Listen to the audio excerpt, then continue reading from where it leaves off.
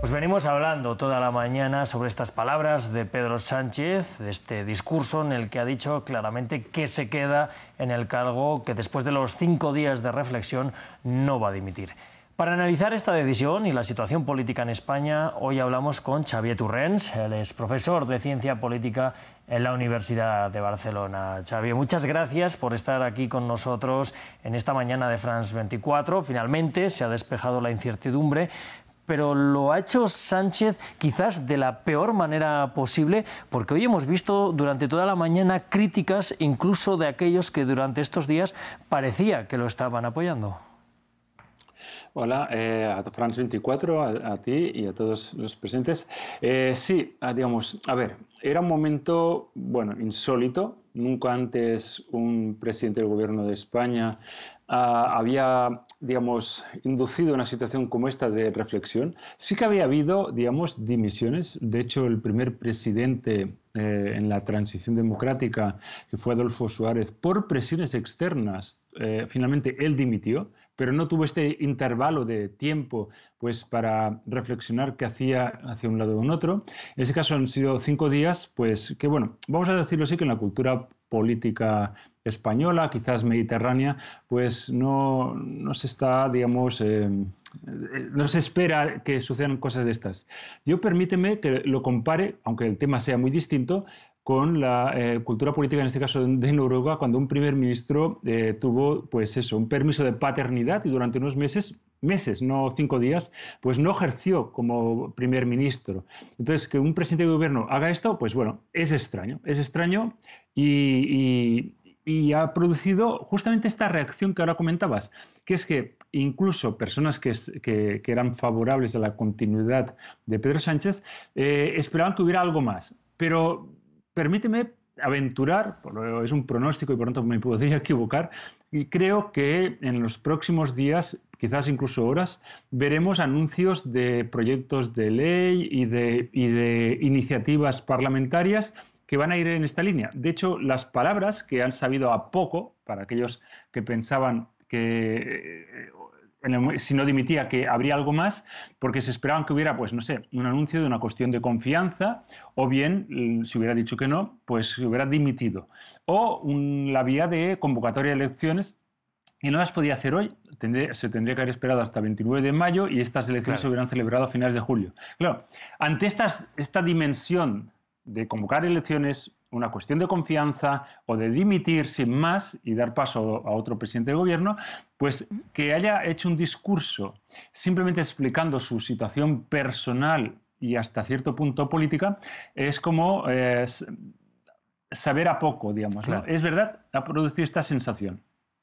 Buenos días, señor Torrens. Hoy Pedro Sánchez hablaba de regeneración democrática en ese discurso, en esa comparecencia, pero no daba más detalles, ¿no? Ha sido como una información vaga que ha dado el presidente del Gobierno español. Yo le quería preguntar, de cara a esa regeneración democrática, ¿qué pasos debería dar Pedro Sánchez en los próximos días?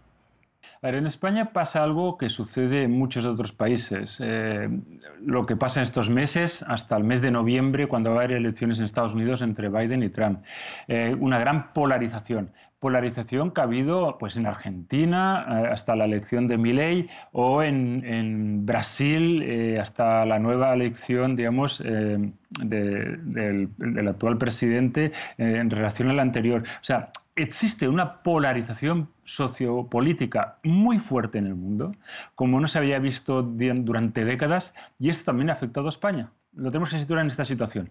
Hasta el punto que cuando hubo el anuncio hace 5 días de que el presidente del gobierno español pues, se tomaría estos 5 días de reflexión hasta hoy tomar la decisión, pues la polarización ha continuado. O sea, no ha habido ni siquiera una pausa por parte de unos y otros, oposición y gobierno, en cuanto a esto. Primero porque el gobierno, pues desde el gobierno o desde el partido del gobierno, para ser más exactos, se han convocado pues, protestas y manifestaciones. Y desde los partidos de la oposición se han convocado justamente eso, declaraciones, mofándose, etcétera. Es decir, la polarización ha continuado. Entonces, ¿ante esto tendría que haber una regeneración? Sí, pero permítame ser pesimista de un lado y otro. Da igual si es de los partidos de la coalición de gobierno o de los partidos de la oposición.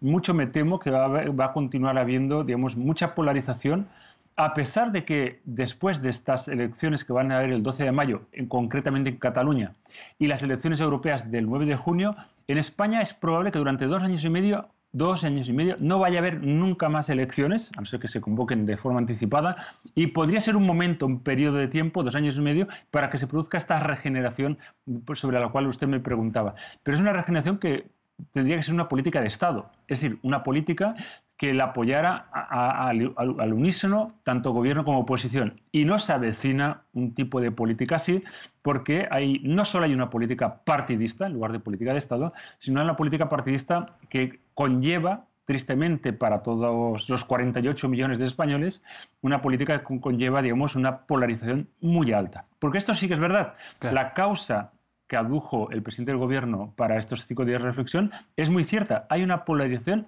muy alta. Y curiosamente, y con esto acabo, curiosamente, no en los lugares que antiguamente se producía. Recordemos que en el País Vasco durante décadas hubo algo peor que una polarización, algo mucho peor, que fue la banda terrorista ETA y todo lo que conllevó eso de problemas sociales y políticos. Y en Cataluña, durante los 10 años de Procés, ha habido una polarización social y política muy fuerte. Pues bien, ahora Euskadi y Cataluña parecen estar muy pacificadas y es todo lo que surge en la Comunidad de Madrid o en el Gobierno de España, que su sede es en Madrid, donde hay esta polarización social y política que yo mucho me temo no va a emerger esa regeneración, porque, insisto, requeriría una política de Estado. Quería preguntarle por otro de los temas que se han estado comentando mucho estos días en España y es el famoso, el llamado lawfare. Ha acusado tanto Pedro Sánchez, el PSOE, pero también las diferentes izquierdas que vienen sufriendo de lawfare en los últimos años. ¿Cree realmente que está sucediendo? Se ha hablado también de que el caso contra la mujer de Pedro Sánchez recuerda un poco al que ha acabado sacando al presidente del vecino Portugal del gobierno.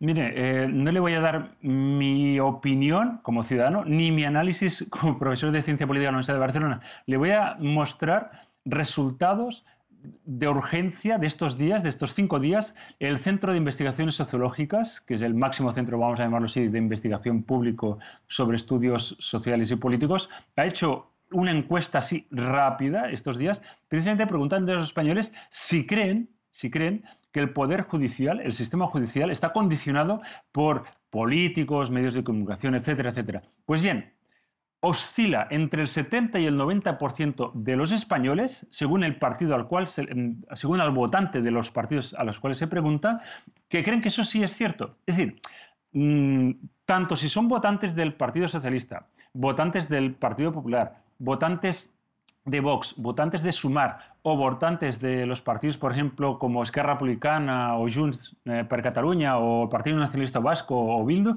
se le pregunte, a quien se le pregunte, y oscila en un abanico, es verdad, entre el 70 y el 90%, pero fijémonos, mayoría absoluta arrasadora de los españoles piensan que sí, que existe lawfare, que existe, no con este término que no todo el mundo conoce, pero sí existe lawfare y sí existe, digamos, condicionamiento del sistema judicial por parte de políticos de uno y otro color y por parte de periodistas y otros entramados, vamos a dejarlo así, de la sociedad. Por lo tanto, esto es lo que piensan los españoles, efectivamente. Señor Torrens, le quería preguntar muy brevemente.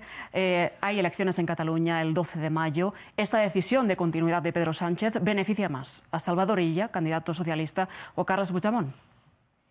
Pues si Pedro Sánchez hubiera dimitido, hubiera desmovilizado a una parte de los votantes socialistas y entonces hubieran bajado los diputados catalanes socialistas, pero que se continúe Pedro Sánchez probablemente, digamos, lo que va a inducir es un aumento de movilización de sus propios votantes socialistas. Pues Xavier Torrens, ha sido un placer tenerle aquí en esta mañana, ya tarde, allí en Barcelona. Muchas gracias por ayudarnos a comprender un poquito lo que está pasando allá en España.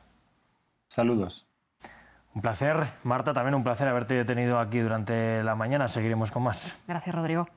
Nosotros vamos ya a una brevísima pausa en apenas unos segundos. Venimos con el último bloque de nuestro programa.